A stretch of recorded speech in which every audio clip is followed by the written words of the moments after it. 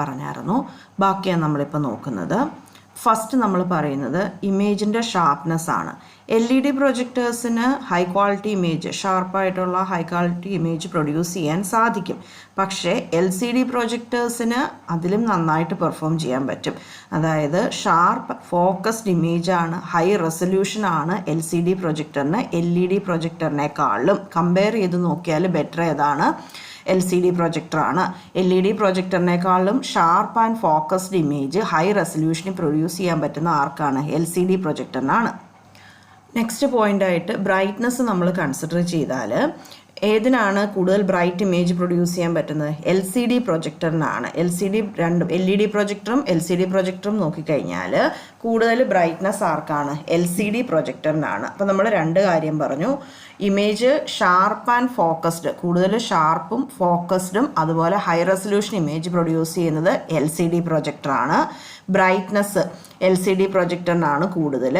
ഇനി കളർ നോക്കിയാൽ കാര്യം LCD പ്രൊജക്ടറിന് ബ്യൂട്ടിഫുൾ കളേഴ്സ് പ്രൊഡ്യൂസ് ചെയ്യാൻ പറ്റുമെങ്കിലും കൂടുതൽ range of colours, wide range of കളേഴ്സും അതുപോലെ കളർ സാച്ചുറേഷനും കൂടുതൽ LED പ്രൊജക്ടറിനാണ്.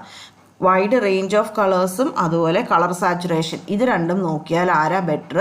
അത് LED പ്രൊജക്ടറാണ് ബെറ്റർ. അതുപോലെ നമ്മൾ LED പ്രൊജക്ടറിന് ഡിറ്റീരിയറേഷൻ ഓഫ് കളർ ഇല്ല, കളർ ഡിറ്റീരിയറേഷൻ വരുന്നില്ല LED പ്രൊജക്ടറിന്. പിന്നെ ഇമേജ് ഡിറ്റീരിയറേഷനും LED പ്രൊജക്ടറിന് വരുന്നില്ല. സോ ബെറ്റർ ഏതാണ്? LED പ്രൊജക്ടറാണ് ബെറ്റർ. അപ്പോൾ നമ്മൾ ഷാർപ്നെസ് നോക്കിയാൽ LCD പ്രൊജക്ടറാണ് ബെറ്റർ. ബ്രൈറ്റ്നസ് കൂടുതൽ ആർക്കാ? LCD പ്രൊജക്ടറിനാണ്. എന്നാൽ വൈഡ് റേഞ്ച് ഓഫ് കളേഴ്സും അതുപോലെ കളർ സാച്ചുറേഷനും നോക്കിക്കഴിഞ്ഞാൽ LED പ്രൊജക്ടറാണ് ബെറ്റർ. അതുപോലെ LED പ്രൊജക്ടറിന് പിക്ചറിന് കളർ ഡിറ്റീരിയറേഷനോ ഇമേജ് ഡിറ്റീരിയറേഷനോ ഉണ്ടാവുന്നില്ല. ഇനി നമുക്കറിയാം LCD പ്രൊജക്ടറിന് മെയിൻ്റനൻസ് വേണം. കാരണം എന്താ? ഡസ്റ്റ് അക്യുമുലേറ്റ് ചെയ്യും നമ്മുടെ ഫിൽറ്ററിലേക്ക് അല്ലെ LCD പാനലിലേക്ക് ഡസ്റ്റ് അക്യുമുലേറ്റ് ചെയ്യും. അതുകൊണ്ട് പ്രോപ്പർ മെയിൻ്റനൻസ് LCD പ്രൊജക്ടറിന് വേണം.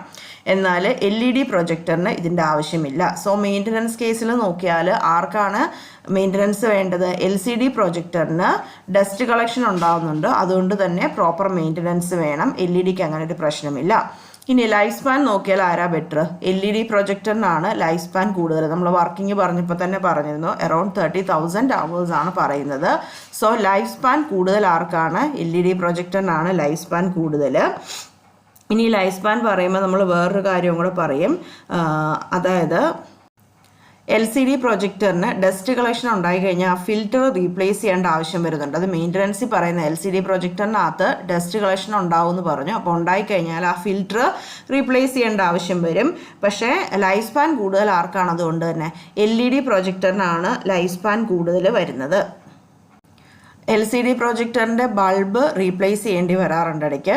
എന്നാൽ LED പ്രൊജക്ടറിന് അങ്ങനെ ഒരു പ്രശ്നവുമില്ല. ഇനി ആരാ കൂടുതൽ എനർജി എഫിഷ്യൻറ്റ്? LED പ്രൊജക്ടറാണ് കൂടുതൽ എനർജി എഫിഷ്യൻറ്റ്. LED പ്രൊജക്ടേഴ്സാണ് കൂടുതൽ എനർജി എഫിഷ്യൻറ്റ്.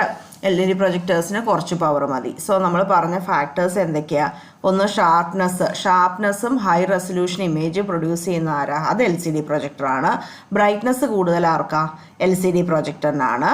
എന്നാൽ കൂടുതൽ റേഞ്ച് ഓഫ് കളേഴ്സും അതുപോലെ കളർ സാച്ചുറേഷനും ആർക്കാ? LED പ്രൊജക്ടറിനാണ് കൂടുതൽ റേഞ്ച് ഓഫ് കളേഴ്സും കളർ സാച്ചുറേഷനും. കളർ ഡിറ്റീരിയറേഷൻ LED പ്രൊജക്ടറിനില്ല, LCD-ക്ക് ഉണ്ട്. ഇമേജ് ഡിറ്റീരിയറേഷനും ആർക്കില്ല? LED പ്രൊജക്ടറിനില്ല.